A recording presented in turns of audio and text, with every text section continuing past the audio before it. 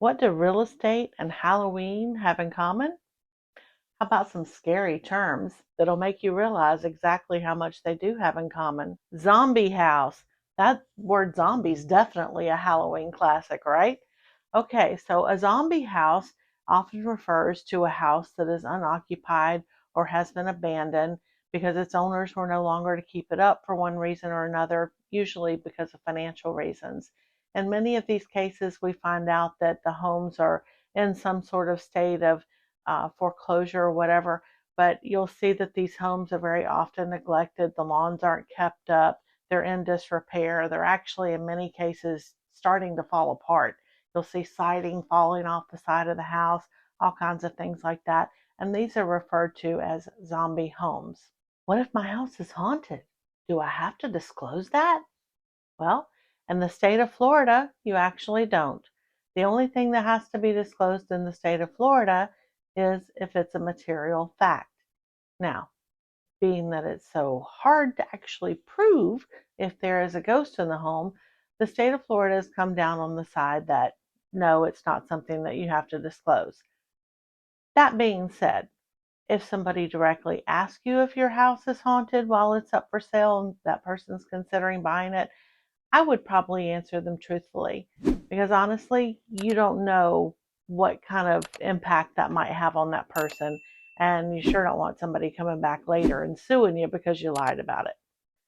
Um, Also, if you have something going on in the house that makes you think it might be haunted, but you haven't actually seen a spirit flying around or whatever, you might want to check that out just to make sure that you don't actually have something going on in the house that needs repairing. And how about the word mortgage? Most people don't think of that one as being a scary Halloween term, but listen to this. The word mortgage actually has to do with death. The word mortgage literally means death pledge. The pledge ends when the debt is paid off. And speaking of mortgage, here's another one that's super scary that I bet you didn't think was amortization. Yeah, it has its roots in the scarier side too. Okay, so the word mort actually means death, and amortization means to kill off the debt.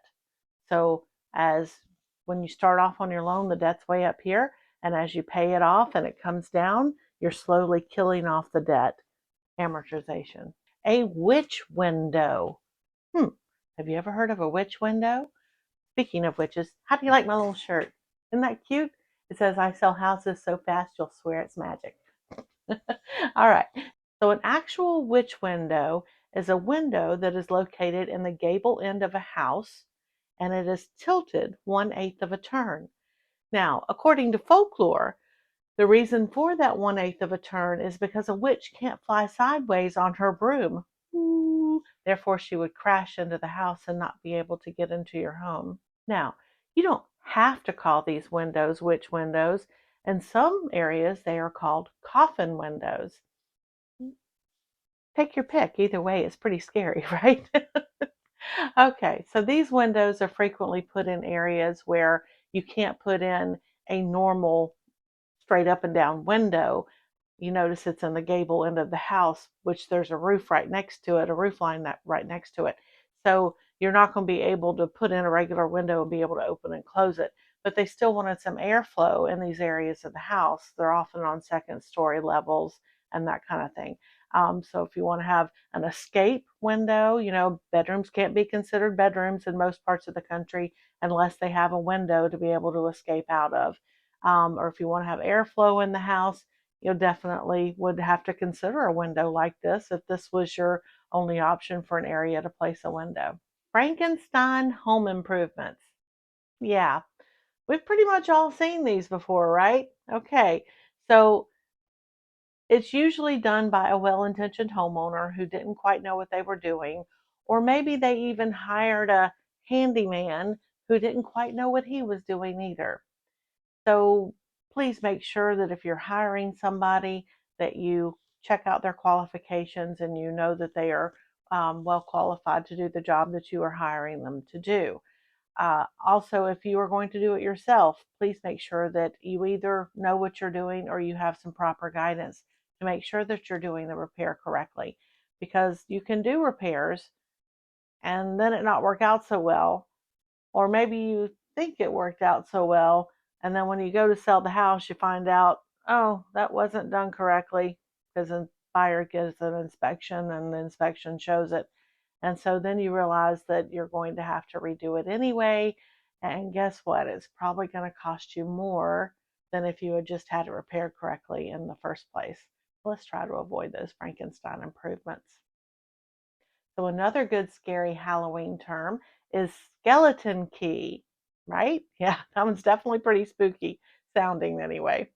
So a skeleton key is often referred to as a key. It's like a master key, and it's had the bit hollowed out so that it will fit many different locks. That's the best way that I can describe it. I'm not a locksmith, I'm a realtor, but hey, you get the general idea, right? It's one key that fits many different locks, a skeleton key. If you're enjoying this video, please be sure to give it a big old thumbs up and subscribe to my channel so that you don't miss any more of my videos. Hallowed ground. That's definitely a pretty spooky sounding term, right? Well, hallowed ground actually means the land on which something profound has happened, okay? This can be a good thing or it can be a bad thing. And many times we see it referred to as the setting where a church is located. But we can also see it in a setting where a cemetery is located. So when you're looking at some description and it says it's on hallowed ground, make sure you're careful of that one. You might not know what you're getting. And lastly, I like this one a lot, ghosting. Ghosting is definitely a Halloween term, right? Well, ghosting in a house, and I'm just sitting here thinking, how many times do we hear people say, that person's ghosting me on social media, or they won't answer my calls, so they're ghosting me? That's not what I'm talking about here, all right? What I'm talking about are these little streaks or areas that you'll see on a wall, maybe along a baseboard, maybe near a vent, things like that. And it's dark or it's smoky looking. It might even look like it's been burned. Well, the reason that you see that is because it's from soot, right? Well, you might say, this house doesn't even have a fireplace or it has gas logs. How can that be from soot?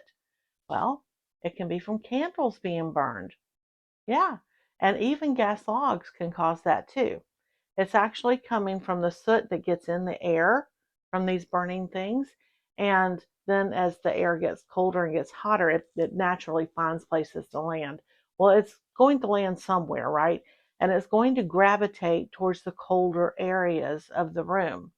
So if you have a ceiling vent, for example, it's blowing out cold air most of the time because you're in a warmer climate like Florida, and all of a sudden you see that there's this smoky area around the vent. A lot of people think that's mold. It more often than not, that's actually ghosting. Or you'll see it around nail heads.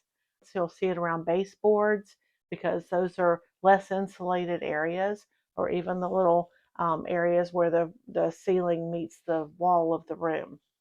So that's another form of ghosting to think about, and definitely a Halloween term. So all of these Halloween related real estate terms can definitely sound spooky, and some of them actually are. So make sure that when you have real estate needs, you're working with a professional such as myself.